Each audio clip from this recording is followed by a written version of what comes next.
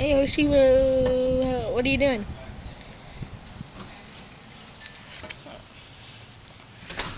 So guys, I came out here to see what was going on. I heard like a quack squawk, like it sounded like a bird dying, and came out to find this bunch of feathers. Max is eating the remains. Max, why would you kill a birdie? That's not cool, bruh. Oh, hi Yoshi.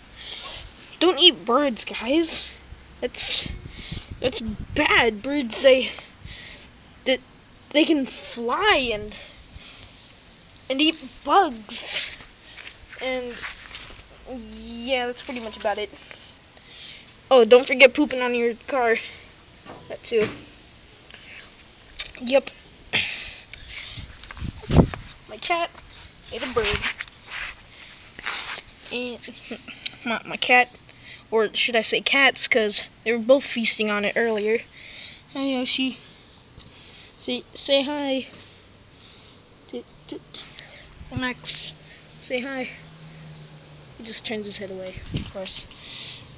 Okay. Well, see you guys. Say bye, Yoshi. Okay. Meow. There. He said bye. That was totally him, not me. You too, Max. Say bye. Are you still eating it?